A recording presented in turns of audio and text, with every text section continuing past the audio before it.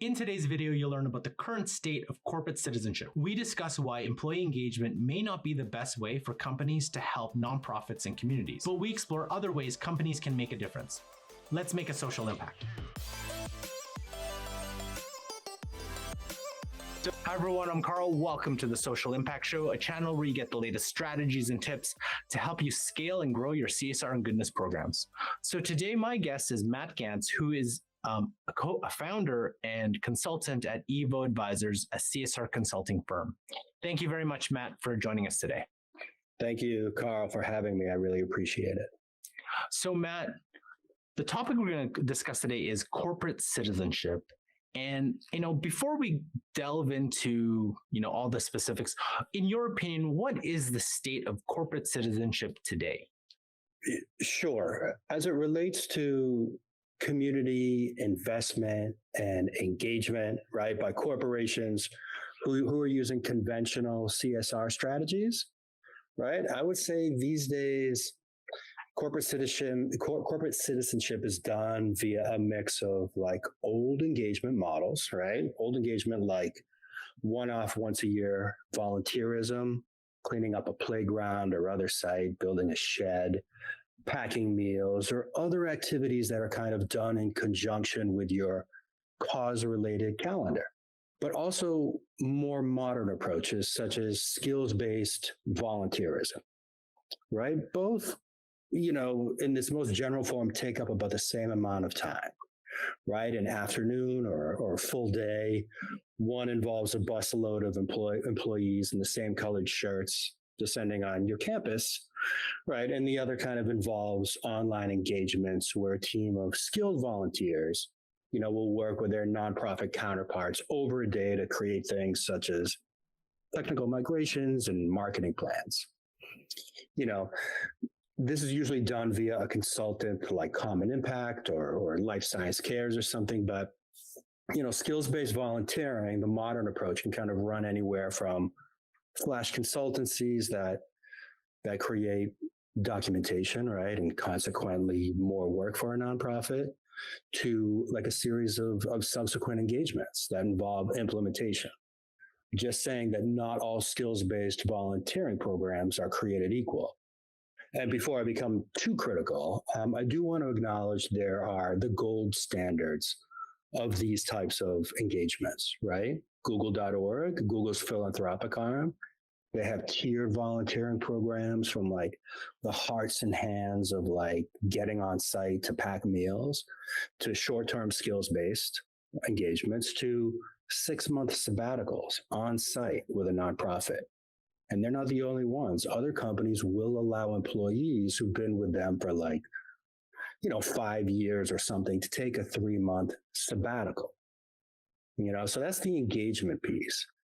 But the community investment piece is usually done via, small grants of $500 to $1,000, right? These go to organizations where their employees have logged, say, 100 hours of volunteer time. Or maybe they're going to create small nominal grants or matching campaigns, right?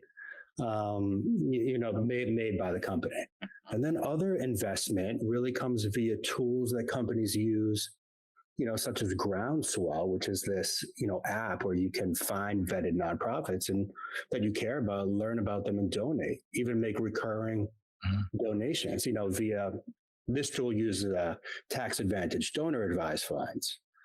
But I would say, just to wrap up, just generally, the state of corporate citizenship, for me, is that it's mostly done via employees, right? It's employee focused.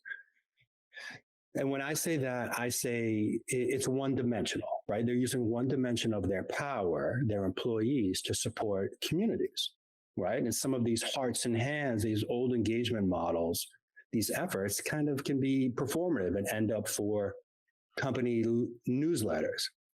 The caveat being that some smaller companies or smaller companies in general don't have anything more valuable, don't have more valuable resources beyond their employees to give. And they can create engagement opportunities for their employees that are valuable and impactful. My point Lastly, specifically, is that larger companies, especially Fortune 500s, with large networks of municipal partners and money, can really change the game for nonprofits and help them give in more meaningful, ongoing ways beyond employee engagement. And that leads nicely into the next question, where we're seeing a lot of companies embrace their corporate social responsibility initiatives, right? And then in putting that into putting that into community engagement, community investment. Mm-hmm. But what we're seeing is a lot of these ways that, models of community engagement are a little bit out of date or maybe seen as, inauthentic. So how can some communities who have, like, say, Fortune 500 companies, how can they engage in a more authentic way than, like you were saying, everyone comes out in the same t-shirts and, Right. whatever the volunteer or activity that they're doing? Right. They are, rightly criticized for being inauthentic and out of date. I will say, though, that many companies have moved to skills-based volunteerism as a step beyond the more performative busload of employees analogy. Right. All I'm saying is that for large corporations, understand that nonprofits are looking for more than a check, right? Many are seeking technical expertise for projects that they may be involved in, right? Maybe networking for help in creating partnerships with key stakeholders in their municipalities. So a company can perform a needs appraisal on their existing partners or partnerships that they're considering creating, right? And this will give you an overview kind of their specific needs and help identify new pathways of support. And then you identify your own resources for helping, right? This may very well include employees, right? Your network or money, but the goal for a company should be to leverage their most valuable resources to serve the core needs, right? The type of support that you provide is as important as how much you give. Right? Understand that most community engagement in the old days has been performative, and that your directive going forward should be to find new channels of support in an ongoing manner, right? Throughout the year as needed, right? Educate yourself about not just the needs of your individual partners, but understand, the nonprofit ecosystem as a whole, right? Know that they're here to address the needs of underprivileged, underserved communities, and that most issues they address are affecting vulnerable communities of color, right?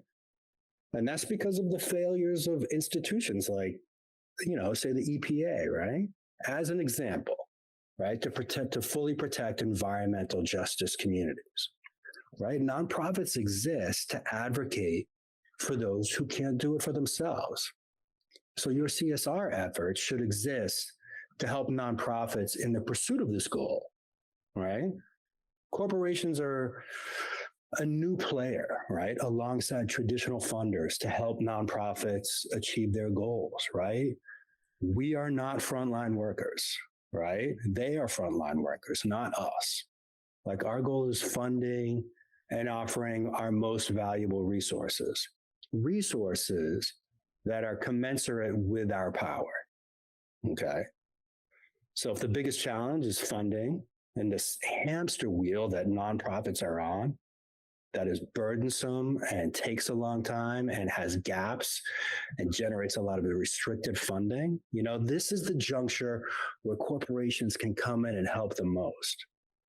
Right. So I'm just saying that when companies focus the needs of the nonprofits and not their employees, right, in their CSR initiatives, then their mindset will change. Right. So what I see is CSR 2.0 is a move away from these like employee-focused CSR programs. In other interviews and other conversations, I've actually, I think sometimes companies could be stuck in they're measuring the outputs versus measuring the outcomes. And what I mean by that is, they have these CSR programs that have they're multiple, right? Because employees, unless the company has a very specific directive, like, we're going to only support these 3 or 4 organizations or 3 or 4 causes. A lot of companies have these like they support hundreds, thousands of different causes or activities based on what the employee preference is. So the only way that they can actually measure the impact of their programs would be through outcomes. So like, hey, how many hours did we volunteer? How much donations did we provide this quarter? So I think that could be part of the issue where, that's the only thing that they're looking to provide is more of the outputs rather than actually caring about the nonprofits and the causes that they're working with, right? Sure. Your previous guest, Jerome Tennille, has spoken on this program specifically about this, that output doesn't always translate to outcome, I think is how he put it. Yeah. You're seeing a lot of platforms that are reporting on the easiest things to report on. Logging employee hours and then basing their matching programs and grant giving based on those things, but they don't always translate to impact, right? What I'm saying, and I think what CSR professionals would readily say, or at least behind closed doors, is that companies engage in it as for their employee, because their employees want it. It's a tool to retain and attract talent because Gen Z and millennials care about working for a place that does good, right? So if they can also do good at the same time, that's great for them. But, barring it, we're a couple of years away from like when this really grew, this episodic thing where people are like, we've got, social justice issues. A couple of years later now, companies are wanting KPIs because their CSR initiatives are like any other line item. It is costing them their money. It's costing their money, and they want to validate their investment. So the most useful KPIs wouldn't be how many, millions of volunteer hours over the course of the pandemic, but it would be, is our attrition, did the attrition rate go down? Are we having problems hiring? This is the kind of stuff I believe corporations would want to validate their investment. Instead of employee engagement, what are some things that companies should focus on when working with a community or working with their causes? Sure, right.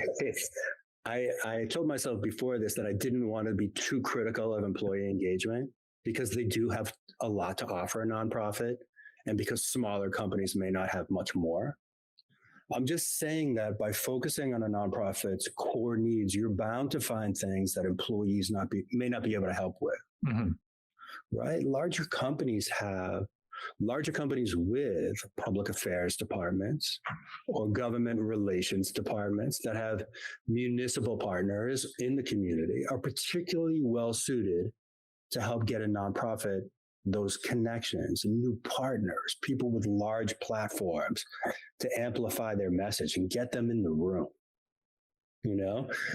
And for the larger companies that do have the financial resources, let's spend a little time on the number one challenge of nonprofits, right? Their funding. So I glanced over it, but this hamster wheel of funding, I think nonprofits would tell you, sucks a lot of resources and life out of a nonprofit, right? So if you can provide them with another channel of support, right, in ways that traditional philanthropy cannot, right, and that includes trust-based philanthropic practices, then you have opened a very large door to helping alleviate one of the biggest problems a nonprofit faces, right? So that means when I say trust-based philanthropy, I'm talking about if you're a new funder in the game, you don't have to subject the funder to nonprofits to burdensome application processes. You don't have to restrict their funding. You may not be giving as much as a grant from a foundation, but you can help them get back to their day-to-day work by providing these small cash injections, right? And the network, right? Just getting back to, to the network. Nonprofits are engaged in a lot of things to help communities. Just here around Boston, community microgrids, heat pumps. Another thing, vulnerable communities of color face are there's a lot of polluting facilities that developers will kind of push into a community, because if they come into my community, it's the NIMBY phenomenon, not my backyard, and I can take off work on a Tuesday afternoon and find childcare. But if you can help by finding them and retaining them, the subject matter experts that they need and paying for it, I think that's another way besides employee engagement that you can help. So what are some of the gaps, I guess, that you've seen when between the companies and the nonprofits that they're serving? Right. That's a great question. Gaps, chasms. Oh, okay. This is what I'll say about that. Okay. But by developing CSR programs, right, that are employee focused, I think they miss other ways that they can support a nonprofit's core needs, right? Let's just say that not all nonprofits' needs can be addressed by skills-based volunteering efforts or small nominal donations and corporate matching, right? So let me just back it up, right? Like CSR professionals, they're aware of the reasons companies are prioritizing, social impact initiatives, right? But the larger population may kind of be conflating, a company's messaging with their intentions, right? And so let me just shed a little bit of light, right? They embark on a CSR initiative for a simple reason: their employees want it. And in an effort to retain and attract the best people, it's a tool companies wield as a weapon in the talent war, right? CSR centers employees as a means to keep attrition down, employee satisfaction up, right? But what about the other stakeholders, right? What about nonprofits, right? What about community organizations, right? A company doesn't endeavor to do CSR without community partners, right? The question, what's the ROI for a nonprofit from a corporate partnership, right? How much do they benefit from one-off, once-a-year volunteerism, lunch and learns, flash consultancies, some skills-based volunteerism? If I were an executive director at a nonprofit and I was looking at a partnership opportunity with a corporation, right, especially a Fortune 500, then I'd probably be interested in getting access to their network of municipal partners to help me get my message out. Maybe asking them, like I said, to hire the subject matter experts that I need, that I can't afford, on an ongoing basis. When a company engages with frontline workers, they are, in a sense, co-opting their message, right, for a time. And that message is valuable. And I'm just saying that I wonder if nonprofits ever feel a bit, say, unsatisfied with what they're getting in return. Maybe like they're not maybe like they're getting the raw end of the deal. Okay, so I'm not going to say, and I'm not saying that employee engagement is a bad thing, but I do wonder, right, if you talk about gaps, if there was a room for centering nonprofits and community organizations a little more in this process, right? Right, because for a nonprofit, a company throwing more employees at the situation doesn't always correlate with increased impact. On that note, in your opinion, what is the most impactful way then that a company could help a nonprofit? Right. Depending on their needs, obviously you have to align with them, but a large company, for me, first and foremost, it's money, right? Large corporations typically reinvest, give about 1% of their pre-tax earnings to charitable giving, right? It's a lot of money for a large corporation. The number one challenge for nonprofits is funding, right? They can take their resources, their time, their spirit. It can interrupt their most important activities. And the funds that they give can be restricted, right, to one part of your effort and not support others. So money given in a different way than traditional philanthropy can alleviate what is commonly referred to as the number one problem of nonprofits, which is funding, right? You are a new player in the funding game, right? You're a funder. You're not beholden to the ways of traditional grants used by funders, right? You can implement some of these trust-based philanthropic practices, unrestricted fundings for employee salaries, right? Infrastructure, multi-year grants, no burdensome application process. And you can do all of this using your donor advised funds, right? To realize tax advantages from your giving. Mm-hmm. I'm not going to, espouse donor advised funds, but, here I'm just saying, there's plenty to be critical of there, but yes, they can realize advantages in their giving. So CSR initiatives, are meant to do good in the community, boost a community, company's reputation, engage and retain a company's workforce, right? But let's reverse that a bit. What do you think the return on investment for a nonprofit would be engaging in that corporate partnership? Right. Well, what I was just saying before, right? It's, I guess my answer is there's a lot left on the table for a company that can offer more, right? An executive director who's like, God, employees and skills-based volunteering, and I'm not really getting a lot, and they're getting a lot, right? I'm just saying that, if we as a corporation have to validate our CSR investment, I think it's just fair for a nonprofit to be able to do the same. Center the nonprofit, give them your most valuable resources.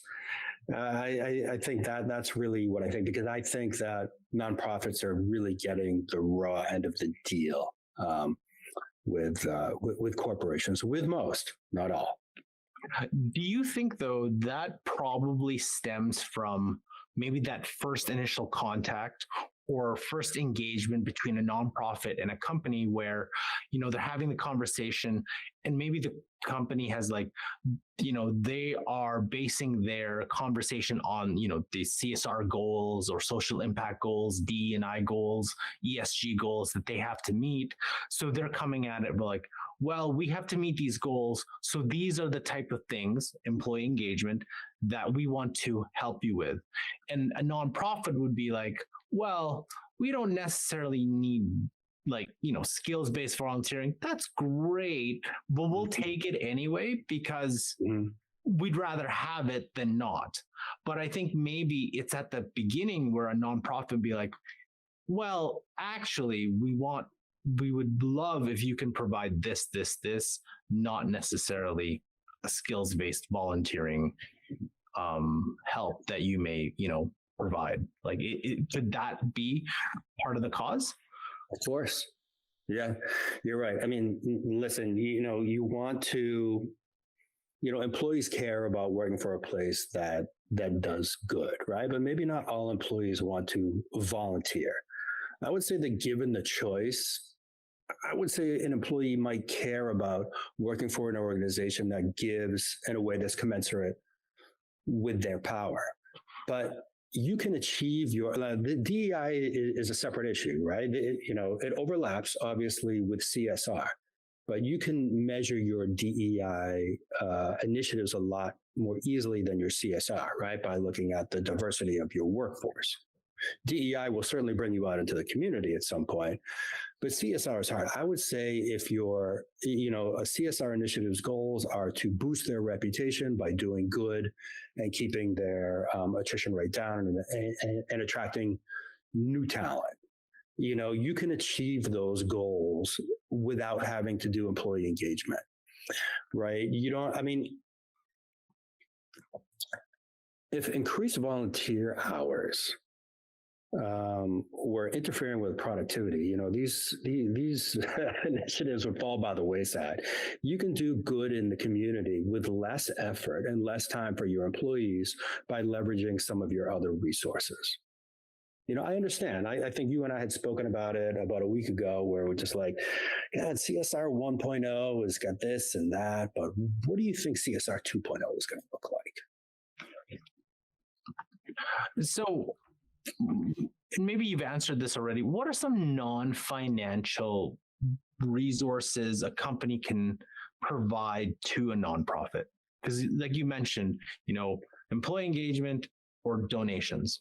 What are those things that a company can provide? Because sometimes maybe that is the case where that's all they know at the same time too. It's like, because other companies that's usually the standard practice, right? It's like, right.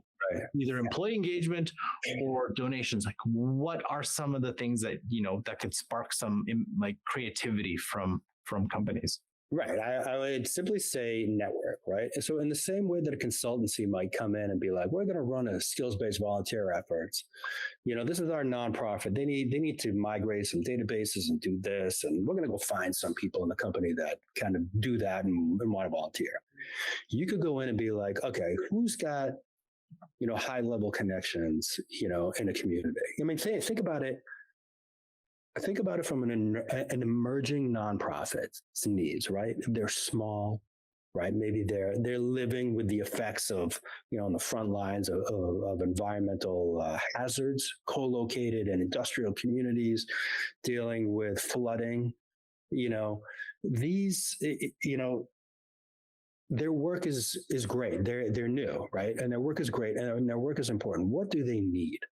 They need people that are in high places to give them connections to amplify their message, right? So network. I'm going to say, I don't know if I brought this up yet, political action committees. A lot of large companies have political action committees, and they will petition their employees from time to time to be like, hey, through our political action committee, you can advocate for things that would help our company, right? What if you use your political action committee to support a local political candidate that have bold environmental initiatives, right? Or something along those lines. These are the kind of resources that you can help vulnerable communities to use. This is what you can offer them, basically. Secure internal network. So, Matt, do you have anything else? You can obviously talk about this for a very long time, but do you have anything else to add? To wrap up, like what we're talking about in terms of corporate citizenship today. Sure. Like so, if I'm going to think about CSR 2.0, and first I want to thank you for the time. I would just say that, companies love to say that their employees are their greatest resource. And in many cases, that may be true. But when it comes to supporting communities and being an agent of change, right, like many want to do and have in their mission statements, then I would respectfully disagree. Cash and network can take your community partners further. CSR efforts, like I said, they're an attempt to help companies keep their workforce, right? Focuses on the employees first. Helping the community is a means to an end, right? I think about it like this. Imagine that you are Batman. Gotham is burning and the commissioner needs your help. You send Robin. You're helping, but you're not really doing everything that you can. And this is my criticism of CSR initiatives that focus primarily on employee engagement efforts. But what I see as the next version of CSR, companies driving change in ways that are commensurate with their power. Thank you, Carl. Thank you. So, Matt, if any of our audience wants to connect with you or with Evo Advisors, what's the best place to reach you? Sure. EvoCCS.com is our website. And I can be found Matthew Gans on LinkedIn or Evo Advisors on LinkedIn and @advisors_Evo on Twitter or matt.gans@gmail.com. Learn more about corporate citizenship by watching this video here and check out this playlist to learn from other social impact professionals. Thanks for watching, and we'll catch you in our next episode.